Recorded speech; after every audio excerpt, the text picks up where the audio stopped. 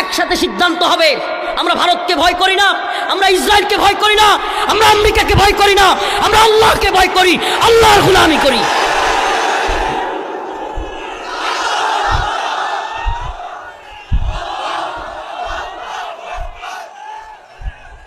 আমরা কাকে ভয় করি বলেন না, কাকে ভয় করি? আমরা ভারতের গোলামি মানি না, আল্লাহর গোলামি মানি। ভারত যতই হুমকি দমকি দেখ আমরা পরোয়া করি না, একমাত্র আল্লাহকেই পরোয়া করি। হ্যাঁ, মুসলমান মাথা নত করবে তো কার কাছে? শির নত করবে তো কার কাছে?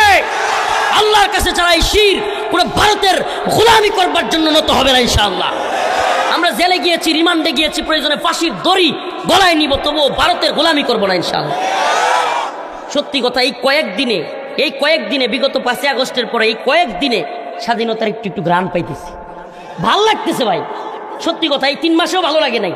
এই কয়েকদিনে ভারতের হুমকি দমকির বিরুদ্ধে বাংলাদেশের নেতা এবং আলেমদের গর্জন দেখে মনে হইতেছে আমরা একটু স্বাধীন। অন্তত ভারত থেকে, রয়ের কাছ থেকে কিছুটা হলেও আল্লাহ মুক্তি দিছে। আপনারা কল্পনা করতে পারবেন না, এগুলো সাধারণ মানুষ যারা রাজনীতি সচেতন না, এরা বুঝবে না বিষয়গুলো। বাংলাদেশের আলেম রফিকুল ইসলাম মাদানির ফাইল দেখে এটা কি হইতে পারে? কল্পনা করা যায়? আমার জেলগেটে আমার একটা উকিল বোন আছে না, ওই যে উকালতনামা, এইটা সাইন করে আমার ভাই নিয়ে গেছে, কারারক্ষীরা ধরে না এমন করতেছে। তুই কি হয়েছে? না মাদানির ফাইল নেওয়া যাবো না, রয়ের লোক আছে। কল্পনা করতে পারেন? মানে আমাদের ফাইলটা দেখে, চেক করে। কি এক বাংলাদেশ তৈরি করছিল হাসিনা! এর চাইতে নির্লজ্জতা কি হইতে পারে যে আরেক দেশের গোলামি করতে গিয়া বাংলাদেশকে তাদের কাছে বিক্রি করে দেওয়া। আলহামদুলিল্লাহ 2024 হাসিনা মুক্ত হয় নাই, 2024 ভারতীয় দালালদের থেকে মুক্ত হয়েছে, থেকে আমরা মুক্তি পাইছি। আপনি কল্পনা, আমি সত্যি এই কয়েকদিন একটু স্বাধীনতার ঘ্রাণ পাইতেছি আলহামদুলিল্লাহ। এই জাতীয় ঐক্যের ডাক, ওলামায়ে কেরামকে ডাকা, যে কোনো মুহূর্তে উম্মার যুব সমাজকে। আমাদের কাজটা কি? এই সরকারকে বলবো, গোলামি করবেন, টনকে টন ইলিশ পাঠাবেন, আমরা কিন্তু আওয়ামী লীগের মতো আচরণ শুরু করবো আপনাদের সাথেও। আর যদি গোলামি বাদ দিয়া স্বাধীন স্বকীয়তা দেখান, আমরা আপনাদের সাথে আছি। শুধু সাথে না, প্রয়োজন হলে ময়দানে ঘুরে ঘুরে মুজাহিদ তৈরি করব, এদেশের জন্য, ইমানের জন্য, ভূখণ্ড রক্ষার জন্য মুজাহিদ বাহিনী তৈরি করবো আমরা ইনশাআল্লাহ। শুধু বাহিনী তৈরি করবো না, আমরা অগ্রণী ভূমিকায় থাকবো। বেড়াকে বেড়াকে ঘুরে ঘুরে, ক্যাম্পে ঘুরে ঘুরে আমরা বয়ান করব, শাহাদাতের বয়ান। যুব সমাজকে শহীদ হওয়ার তামান্না তৈরি করে দিব, ঠাস করে ভারতের বাহিনীর মধ্যে ঢুইকা আত্মঘাতী হামলা করে সবগুলোর উড়াই দেবে ইনশাআল্লাহ। এমন যুবক তৈরি করবো, এমন ইউনিট তৈরি করবো ইনশাআল্লাহ আমরা। আর এই ইউনিটের প্রথম স্থানে থাকবো আমরাই। প্রয়োজনে যদি ডাক আসে রফিকুল ইসলাম মাদানি, তোমাকেই যেতে হবে, ওই বাহিনীর ভিতরে ঢুকে তোমাকে এদেরকে উড়াই দিতে হবে ইনশাআল্লাহ। আমরাই সবার আগে তৈরি থাকবো। হাওয়া, আরে জালেমরা কি আমি আল্লাহকে তাদের জুলুমের ব্যাপারে গাফেল মনে করে? আল্লাহ গাফেল নয়। ইন্নামা ইউআখিরুহুম লিয়াউমিন তাশখাসু ফীহিল আবসার। আমি তো তাদেরকে একটা সময় দেই। কি দেই? এটা যেন আল্লাহ বলতে চাইলেন আমি ছাড় দেই কিন্তু ছেড়ে দেই না। আল্লাহ কি করেন? ছাড় দেন কিন্তু কি করেন না। যত জুলুম আলেমদের সাথে হয়েছে, যত জুলুম এই শত শত মাজলুমদের সাথে হয়েছে, প্রত্যেকটার জবাব আল্লাহ পাক দিচ্ছেন। ঠিক ঠিক না? দুনিয়াতে তো দেখাচ্ছেন, এদের আখেরাতে তো এদের শাস্তি আছে। কি বলেন? আখেরাতে শাস্তি আছে না নাই? খিজিউম ফিল হায়াতিদ দুনিয়া, দুনিয়ার জিন্দেগিতে তো লাঞ্ছনা। দুনিয়ার জিন্দেগিতে কি অনেক পাওয়ারফুল মানুষ, অনেক ড্যাম কেয়ার মানুষ তোরাই কেয়ার করতো না। সংবাদ সম্মেলনে কিংবা টকশোর মধ্যে মানুষকে হুমকি দমকি দিত। আজকে সেই হুমকি দমকি দাতা দরবেশ বাবারা মাথার চুল দাড়ি কামায়াও কুনার পায় না। সুবহানাল্লাহ। টকশোর মধ্যে হুমকি দমকি দিত না, আজকে কি অবস্থা? দাড়ি কামাইয়া গিয়েও বাঁচতে পারে না, আল্লাহ পাক ধরা খাওয়াই দেয়। সুবহানাল্লাহ। এই জন্য জুলুম করা যাবে না। এক্ষেত্রে প্রত্যেক দলের নেতা কর্মীদেরকে বলি, ওই দল আর এই দল না, সাবধান, মানুষের উপর কোনোভাবে জুলুম করা যাবে না। আমি সত্যি কথা, আমি কোনো নেতার কথা, আপনারা আমার তো ভালো রকম চিনেন, আওয়ামী লীগ হোক, বিএনপি হোক, অমুক দল তমুক দল, কোনো নেতাদের কথা জীবনেও আমি বলি না। কিন্তু 2টা প্রোগ্রামেই চাচার এলাকায় এসে বললাম, এমন বিনয়ী একটা মানুষ। সত্যি আমি বলি, একদিন কি হয়েছে, একটা লোক একটু পাগল টাইপের, মানে জিহাদ মোনা, মাশাআল্লাহ, সে লাইক কমেন্ট দিত, করতো, জেলে গেছে। তো সে একটু মানে অতিরিক্ত জেল খাটতে খাটতে মাথায় একটু সমস্যা হয়ে গেছে, কুকন ভাই নাম। তো তারে হসপিটালে নিছে। হঠাৎ করে আমরা নামাজে দাঁড়াবো, তো চাচা ওই যে খাবার যে দেয় ওরা বলতেছে, এই এদিকে আয়।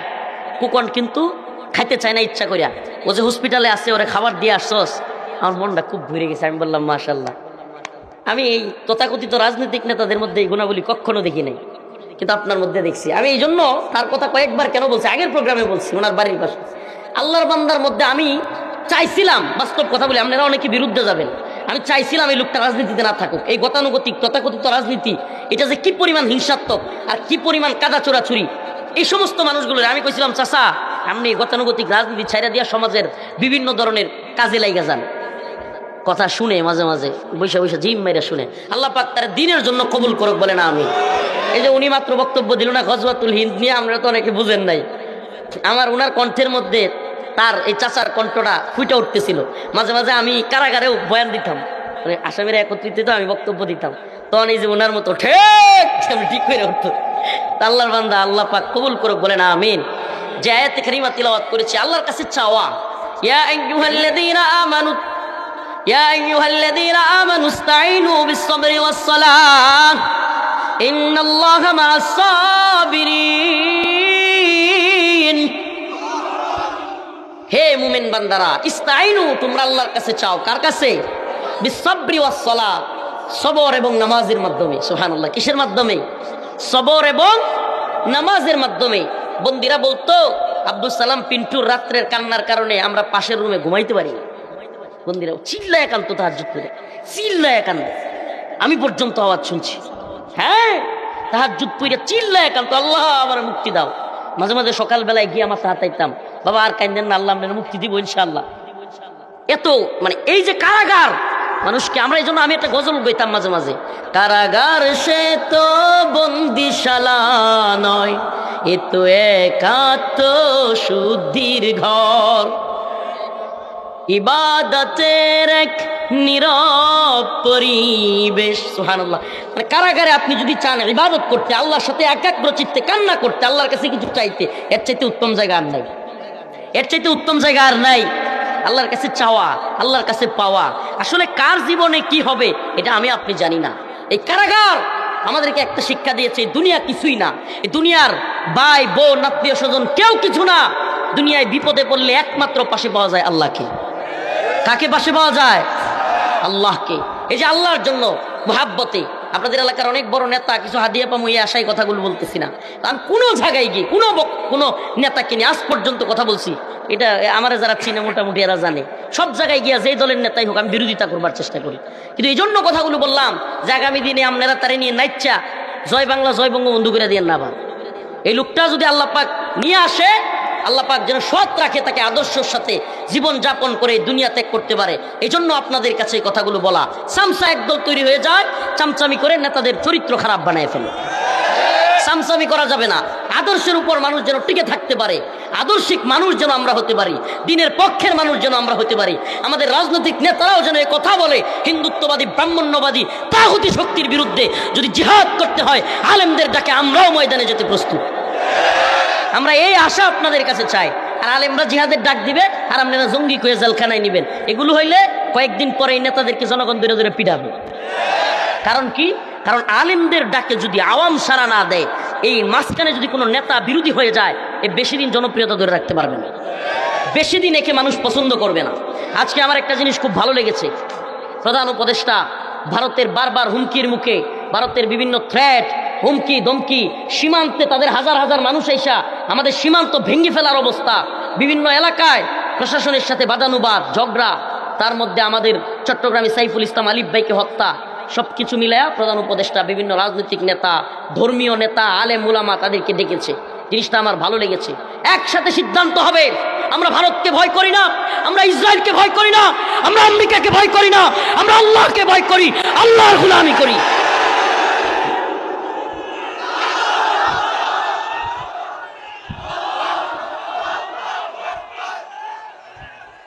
আমরা কাকে ভয় করি বলেন না? কাকে ভয় করি? আমরা ভারতের গোলামি মানি না, আল্লাহর গোলামি মানি। ভারত যতই হুমকি দমকি দেখ আমরা পরোয়া করি না, একমাত্র আল্লাহকেই পরোয়া করি। হ্যাঁ, মুসলমান মাথা নত করবে তো কার কাছে? শির নত করবে তো কার কাছে? আল্লাহর কাছে। যারা এই শির পুরো ভারতের গোলামি করবার জন্য নত হবে না ইনশাআল্লাহ। আমরা জেলে গিয়েছি, রিমান্ডে গিয়েছি, প্রয়োজনে ফাঁসির দড়ি গলায় নিব, তবুও ভারতের গোলামি করবো না ইনশাআল্লাহ। সত্যি কথা, এই কয়েকদিনে বিগত 5ই আগস্টের পরে এই কয়েকদিনে স্বাধীনতার একটু একটু ঘ্রাণ পাইতেছি, ভাল লাগতেছে ভাই, সত্যি কথা। এই 3 মাসেও ভালো লাগে নাই, এই কয়েকদিনে ভারতের হুমকি দুমকির বিরুদ্ধে বাংলাদেশের নেতা এবং আলেমদের গর্জন দেখে মনে হইতেছে আমরা একটু স্বাধীন। অন্তত ভারত থেকে, রয়ের কাছ থেকে কিছুটা হইলেও আল্লাহ মুক্তি দিচ্ছে। আপনারা কল্পনা করতে পারবেন না, এগুলো সাধারণ মানুষ যারা রাজনীতি সচেতন না, এরা বুঝবে না বিষয়গুলো। বাংলাদেশের আলেম রফিকুল ইসলাম মাদানির ফাইল দেখে এটা কি হইতে পারে? কল্পনা করা যায়? আমার জেল গেটে আমার একটা উকিল বোন আছে না, ওই যে উকালতনামা, এইটা সাইন করে আমার ভাই নিয়ে গেছে, কারারক্ষীরা ধরে না এমন করতেছে। কি হয়েছে? না না না, মাদানির ফাইল নেওয়া যাবে না, রয়ের লোক আছে। কল্পনা করতে পারেন? মানে আমাদের ফাইলটা দেখে চেক করে। কি এক বাংলাদেশ তৈরি করছিল হাসিনা! এর চাইতে নির্লজ্জতা কি হইতে পারে যে আরেক দেশের গোলামি করতে গিয়া বাংলাদেশকে তাদের কাছে বিক্রি করে দেওয়া। আলহামদুলিল্লাহ 2024 হাসিনা মুক্ত হয় নাই, 2024 ভারতীয় দালালদের থেকে মুক্ত হয়েছে, থেকে আমরা মুক্তি পেয়েছি। আপনি কল্পনা, আমি সত্যি এই কয়েকদিন একটু স্বাধীনতার ঘ্রাণ পাইতেছি আলহামদুলিল্লাহ। এই জাতীয় ঐক্যের ডাক, ওলামায়ে কেরামকে ডাকা, যে কোনো মুহূর্তে উম্মার যুব সমাজকে, আমাদের কাজটা কি? এই সরকারকে বলবো গোলামি করবেন, টনকে টন ইলিশ পাঠাবেন, আমরা কিন্তু আওয়ামী লীগের মতো আচরণ শুরু করব আপনাদের সাথেও। আর যদি গোলামি বাদ দিয়া স্বাধীন স্বকীয়তা দেখান, আমরা আপনাদের সাথে আছি। শুধু সাথে না, প্রয়োজন হলে ময়দানে ঘুরে ঘুরে মুজাহিদ তৈরি করব, এদেশের জন্য, ইমানের জন্য, ভূখণ্ড রক্ষার জন্য মুজাহিদ বাহিনী তৈরি করবো আমরা ইনশাআল্লাহ। শুধু বাহিনী তৈরি করবো না, আমরা অগ্রণী ভূমিকায় থাকবো। বেড়াকে বেড়াকে ঘুরে ঘুরে, ক্যাম্পে ঘুরে ঘুরে আমরা বয়ান করব, শাহাদাতের বয়ান। এই যুব সমাজকে শহীদ হওয়ার তামান্না তৈরি করে দিব, ঠাস করে ভারতের বাহিনীর মধ্যে ঢুইকা আত্মঘাতী হামলা করে সবগুলোর উড়াই দেবে ইনশাআল্লাহ। এমন যুবক তৈরি করবো, এমন ইউনিট তৈরি করবো ইনশাআল্লাহ আমরা। আর এই ইউনিটের প্রথম স্থানে থাকবো আমরাই। প্রয়োজনে যদি ডাক আসে রফিকুল ইসলাম মাদানি, তোমাকেই যেতে হবে, ওই বাহিনীর ভিতরে ঢুকে তোমাকে এদেরকে উড়াই দিতে হবে, ইনশাআল্লাহ আমরাই সবার আগে তৈরি থাকবো। আমরা সেই বাহিনী তৈরি করবো ইনশাআল্লাহ। তোরা তো বন্দুকের নলে, আমি তো মাঝে মাঝেই বলি, তোরা বন্দুকের নলে, মিসাইলের নলে তোরা কি দেখো? আগুন আর জাহান্নাম। আর আমরা দেখি বন্দুকের নলের মধ্যে শাহাদাত, আমরা বন্দুকের নলের মধ্যে দেখি জান্নাত। ঠিক কি ঠিক না? তো আমরা চাই কার কাছে? কার কাছে? সুবহানাল্লাহ। একটা কারগুজারি আমি প্রায়ই বলি যে আমার কারাগারের শেষ দিনের ইতিহাস যেদিন বের হই, হায় হায়, গোয়েন্দা সংস্থার এতগুলো ক্লিয়ারেন্স লাগে, সব মামলার জামিনের কাগজ আসার পরেও আমার আম্মা 2 বার বেহুশ হয়েছে, পানি ডালছে 3-4 ঘন্টা করে, যখন হাইকোর্টে মামলার জামিন বাতিল হয়েছে। তারপরে কাগজগুলো চলে গেছে, এখন বের হব, এই মুহূর্তে বলে হুজুর ক্লিয়ারেন্স ছাড়া বাইর হওয়া যাবে না। আমার পেরেশানি মাথার মধ্যে। সুবহানাল্লাহ। সংক্ষিপ্তভাবে বলি, আমি আল্লাহকে ডাকতেছি, আল্লাহ, নামাজ, মাগরিবের নামাজের সময় হয়েছে, নামাজের মধ্যে গিয়ে বলতেছি, আল্লাহ আপনি তো জানেন আমার মায়ের অবস্থা কি, আমার মা কাঁদতে কাঁদতে কি অবস্থা, চোখের পানির কি অবস্থা। আজকে যদি এই মহিলা শুনে গেট থেকে কাপড় চোপড় সহ, কি সহ, মানে প্রায় 3 বছর পরে আমারে বলছে কাপড় চোপড় নিয়ে আসেন, আপনারা বের করে দেওয়া হবে, এই মুহূর্তে কয় ক্লিয়ারেন্স হয়েছে না আবার ভিতরে। হাই হাই, এই অবস্থায় ওই গেটের, মেইন গেটের পাশে একটা ছোট্ট নামাজখানায় গিয়া আল্লাহর কাছে হাত তুলে বলছিলাম, আল্লাহ আপনি ছাড়া তো কেউ নাই, সকল দরজাগুলো বন্ধ হয়ে গেছে, আল্লাহ আপনার দরজা খোলা আছে, আপনি এই দরজাটাতে আমার দিকে একটু তাকান আল্লাহ। আমার মা আজকে যদি শুনে গেট থেকে, আমার গেটের সামনে আমার এই মামা, আমার চাচা, আমার ভাই দাঁড়ায় আছে, আর আমার মা অপেক্ষায় আছে, যদি শুনে গেট থেকে আবার কাপড় চোপড় সহ ভিতরে দিয়ে দিছে, আল্লাহ আমার মাকে হারায় ফেলবো, আল্লাহ না জানি কি হয়ে যায়। সুবহানাল্লাহ। 2 দিকে সালাম ফিরাইতে পারি নাই, আল্লাহর কাছে চাইছি, সালাম ফিরানোর আগে কারারক্ষী কয়, হুজুর আপনার ক্লিয়ারেন্স হয়ে গেছে, চলে আসেন। সুবহানাল্লাহ। আল্লাহর ডাক শুনে এই যে আপনাদের এলাকার সন্তান রাতের চিৎলারি, কান্না, নামাজ, এগুলো আমরা দেখেছি, তার চিৎকার, আল্লাহ পাক তার দোয়া হয়তো কবুল করেছে। যেই মামলা তিনি খাইছিলেন, আশা ছেড়ে দিছিলেন, 21শে আগস্ট গ্রেনেড হামলা মামলা, কি ভয়ঙ্কর এক মিথ্যা মামলা দিয়ে দিছে আল্লাহর বান্দাকে। এরপরেও আল্লাহ পাক যে সব পারেন তিনি, সুবহানাল্লাহ, বেকুসুর খালাস। সুবহানাল্লাহ কর, বেকুসুর খালাস। আমি ওই দিন অনেক খুশি হয়েছি, বিশেষ কয়েকটা কারণে। আমার চাচা আরেক 2-3টা আলেম, মাজলুম আলেম এখানে আছে। আপনার আকবর কমপ্লেক্সের প্রথম প্রতিষ্ঠাতা যিনি, আকবর কমপ্লেক্স বড় মাদ্রাসার, যেই মাদ্রাসার শ্রম গ্রাম সবকিছু এই আলেমের আছে, মুহাদ্দিস মুফতি আবু তাহের রহমানী সাহেব। ওই যে আমার সাথে একই আপনার এই হ্যান্ডকাপ করা অবস্থায় ভাইরাল হয়েছিল না একটা ভিডিও, ওই ভিডিওতে আমাদের মুফতি আবু তাহের রহমানী সাহেব হুজুর আছেন। ওই আবু তাহের রহমানী সাহেব হুজুর একই মামলা, নিরপরাধ মানুষ, একজন আলেম, এত বড় মাদ্রাসার একজন মুহাদ্দিসকে ধরে নিয়ে আসছে মিথ্যা মামলা দিয়ে, ধরে নিয়ে আসছে আরো অসংখ্য সাধারণ আলেমকে। এই আমার চাচার সাথে তারাও মামলায় জড়িত, আলহামদুলিল্লাহ তারাও বেকসুর খালাস পাইছে। কারণ মিথ্যা চিরজীবন টিকে না, সত্যের জয় একদিন কি হয়, একদিন সত্যের জয় হয়েছে। আমি ওই দিন সারাদিন একটা খুশির মুডে ছিলাম, সত্যি কথা, সারাদিন খুশির মুডে, এত আনন্দ লাগছে এই আলেমগুলোরে দেখে আসছি। এ আল্লাহর বান্দারা কি কষ্ট যে করছে, আমাদের যে কি কষ্ট গেছে। শেখুল হাদিস আল্লামা মামুনুল হক দামাত বারকাতুহু একটা কারগুজারি মনে পড়ছে বলি, ওনার অভ্যাস ছিল প্রতিদিন যাই হইতো কারাগারে কিংবা রিমান্ডে এগুলো লিখে রাখতো। কি করতো? কিন্তু আমাদের বিশেষ বন্দী যারা, তাদের রিমান্ডে কিংবা বিশেষ রুমে খাতা কলম নিষিদ্ধ ছিল। এর সাথে আর বর্বরতা আর হইতে পারে না আর কি। প্রথম 2 দিন গাজীপুরে আমারে কোরআন পর্যন্ত দেয় নাই, কোরআন শরীফটা পর্যন্ত দেয় নাই গাজীপুর কারাগারে। কি দেয় নাই? এটা বিশ্বাসযোগ্য? এটাই বিশ্বাস করতে হবে। কারণ বাংলাদেশ তো আপনারা দেখছেন, হাসিনা ক্ষমতায়, আওয়ামী লীগ ক্ষমতায় তো ছিল ক্ষমতায় ছিল কারা? যারা কোরআনের বিদ্বেষী, যারা কোরআনকে পছন্দ করে না। প্রথম 2 দিন আমাকে কোরআনও দেয় নাই। তো শায়েক কোনো গোপনভাবে একটা কলম আর খাতা নিচ্ছে, যেমনি হোক প্রতিদিন লিখতেন কারাগারে। হঠাৎ করে আজকে মনে পড়ছে, কারণ একটা মেসেজ দিয়েছিল তো মনে পড়ছে, তো আজকে কি হয়েছে সব লিখতেন। তো আমার ওই দিন লো প্রেশার হয়েছে, এটাও লিখছেন যে রফিকের মানে হঠাৎ করে আমার এক এডিসি ডিবির এই বদমাশা গালিগালি শুরু করছে। সে আমার ইউনিটের না, মানে আপনারা যারা রিমান্ডে যান নাই তারা বুঝবেন না। ডিবি রিমান্ডে কিংবা বিভিন্ন রিমান্ডে 3-4 জনের করে একটা স্কোয়াড থাকে। কি থাকে? জিজ্ঞাসাবাদের জন্য। আমার যে স্কোয়াড, সেই স্কোয়াডের না হয়েও আরেকটা এডিসি এসে আমার গালাগালি শুরু করছে। গালাগালি তো করছেই, এভাবে ছেড়ে বসে আছি, থাপ করে একটা থাপড় মারছে, মেরে একেবারে ফেলে দিচ্ছে, এমন অবস্থা, খুব ব্যথা পাইছি। এখন ডিবির যে প্রধান তৎকালীন হাফিজ আক্তার, তার কানে এই খবর গেছে। তো খবর যাওয়ার পরে আমার এমনিতেই একটু লো প্রেশার ছিল, কয়েকদিন টানা না খাইতে বন্দি অবস্থায়, মানে আম্মার কথা মনে পড়তো, আর চরমভাবে মন খারাপ হইতো, খাওয়া দাওয়া নাই, একেবারে লো প্রেশার, যেটা অভাবনীয়। নিচেরটা 45, উপরেরটা মাত্র 70, কল্পনাও করা যায় না। কিন্তু যখনই ওরা প্রেশার মাপাইছে, হাফিজ আক্তার একবার পাগলের মতো হয়ে গেছে। এডিসি যেটা শুনছে যে গালি দিচ্ছে, থাপ্পড় দিচ্ছে, ওটারে ধরে আনছে, একেবারে মা বাপ তুইলে গালাগালি, মানে ওই গালিটা আমি দিতে পারতেছি না এখন, এমন গালাগালি। তুই জানোস এখন যদি মইরা যায় মাদানি তোর কি হইব, কি সর্বনাশ করছস, পেপু বাসি শুরু করছে, তাড়াতাড়ি করে অ্যাম্বুলেন্স আছে আমারে। তো শায়েক ওগুলো লিখছে, কি করছে, ওগুলো লিখছে। এখন শায়েক করতেন কি, সাক্ষাতে কেউ আসলেই এই লেখাগুলো আবার দিয়ে দিতেন। কি করতেন? দিয়ে দিতেন, যাতে করে ওগুলো আবার যদি নিয়ে যায়। তো আমরা ডিবি রিমান্ড থেকে কেরানীগঞ্জ কারাগারে যাচ্ছি। এই মুহূর্তে কারাগারের এদের নির্যাতন একটু বর্ণনা দিচ্ছি আপনাদেরকে, যেহেতু স্মরণ হয়েছে। কারাগারের গেটে এমন চেক শুরু করছে, আমি তো জানি শায়েকের কাছে কাগজ আছে, এমন চেক শুরু করছে, সারা শরীর হুট খুলতেছে, এমন কি মানে বললে আপনারা কি বলবেন, লুঙ্গি খুলে এমনি দেখতেছে, লুঙ্গি এভাবে খুইলা মাথা ভিতরে ঢুকে এমনি দেখতেছে। কল্পনা করা যায় আলেমদের এই নির্লজ্জের দল। কারণ আমার যখন এই অবস্থা করছে, আমি কাছে ওটা একটু আড়ালে হাই, সামনাসামনি মানুষের এইদিকে।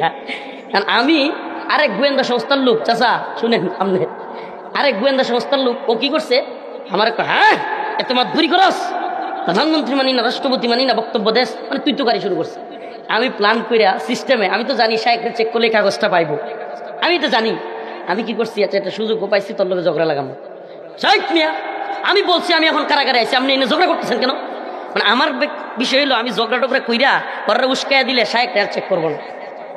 আমি এমন চেক করছি, এর ফাঁকে আল্লাহর বান্দা, একটু দেখায় আপনাদেরকে, আল্লাহর বান্দাই করছে কি, কাগজটারে আস্তি কইরা পকেট থেকে লইয়া আস্তি করে এইভাবে বাইর কইরা মাস্কের ভিতরে তুলে দিছে।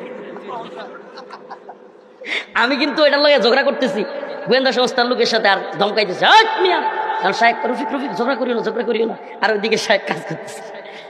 এরা কি পরিমাণ জুলুম করেছে, সুবহানাল্লাহি ওয়া বিহামদিহি, এটা বোঝানোর উদ্দেশ্য ছিল আপনাদের। আমরা খাতা কলম পাই নাই, এমন কি কাপড় লুঙ্গি পর্যন্ত, আপনার ডিবি হারুনের ঘটনা তো অনেকেই শুনছেন, এগুলো আর নতুন করে বলবার দরকার নাই। এরা এমন নির্যাতন আলেমদের সাথে করছে। ওই কয়েকদিন আগে আমাদের এলাকার এক আওয়ামী লীগ নেতা আমার ফোন দিচ্ছে, লোকটা ইসলামপন্থী, বিলাসপুরের বড় মাহফিলটা করি না, এই মাহফিলের সভাপতি থাকে, মানে খুব মানে আওয়ামী লীগ নেতা, আমার ফোন দিচ্ছে হঠাৎ করে।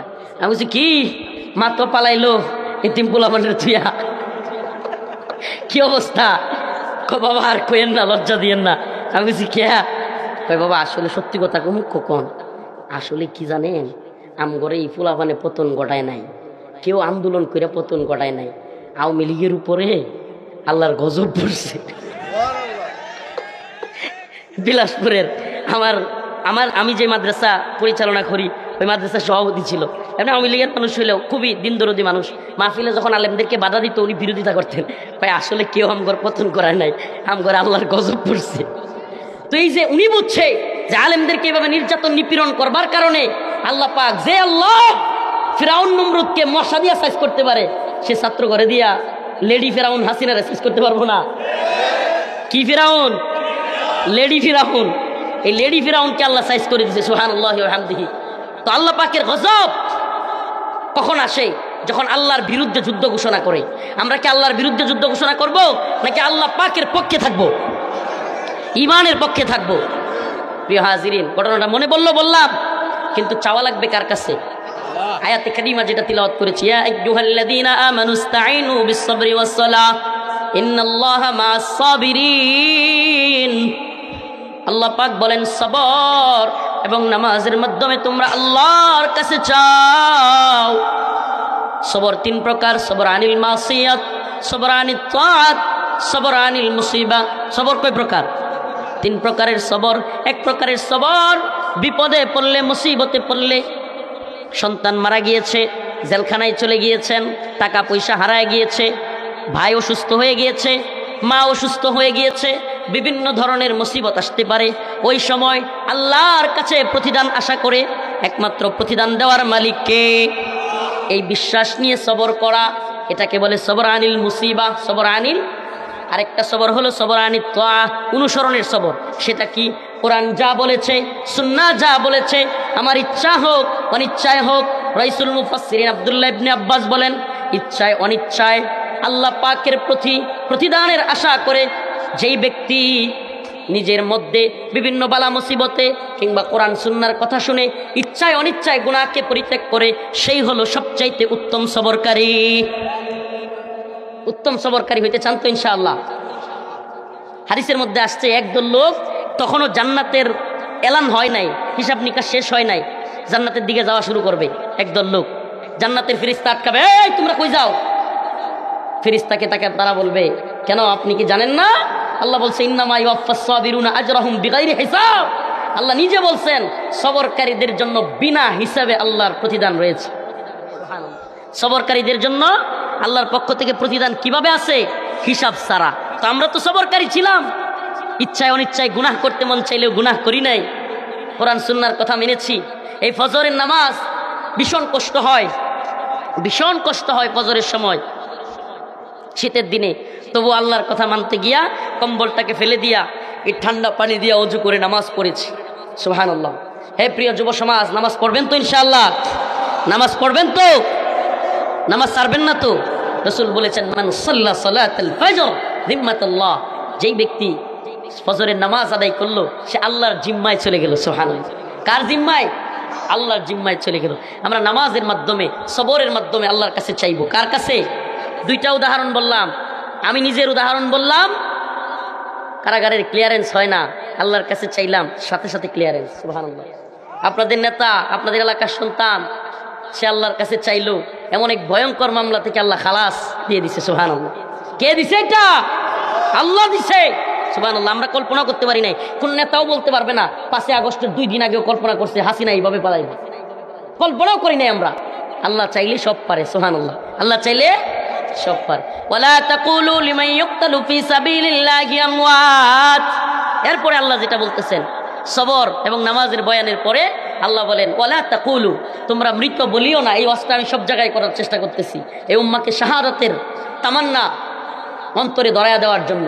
আল্লাহ বলেন, ওয়ালা তাকুলু, ওয়ালা তাকুলু, তোমরা বলিও না, বলাও নিষেধ, লিমান ইউকতালু ফি সাবিলিল্লাহি আমওয়াত, যারা আল্লাহর রাস্তায় জীবন দেয় তাদেরকে তোমরা মৃত বলিও না। মৃত বলাও নিষেধ। আল্লাহর রাস্তায় যারা জীবন দেয় তারা কি না? মৃতই না। সুবহানাল্লাহ। তারা কি তাইলে?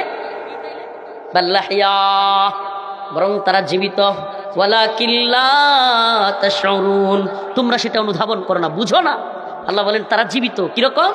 আমার ভাই সাইফুল ইসলাম আলিফ, সুবহানাল্লাহ, সনাতন ধর্মী হিন্দুদের ইসকনের লোকদের হাতে শহীদ হয়েছে। আমরা শহীদ হিসেবে ধরি, আল্লাহ কবুল করুক, বলেন আমিন। আল্লাহর বান্দাকে গোসলও করায় নাই। কি করে নাই? গোসল ছাড়া যেই কাপড়ে তাকে হত্যা করা হয়েছিল, যেই কাপড়ে রক্ত লেগে আছে, সেটা সহই তার জানাজা পড়ানো হয়েছে।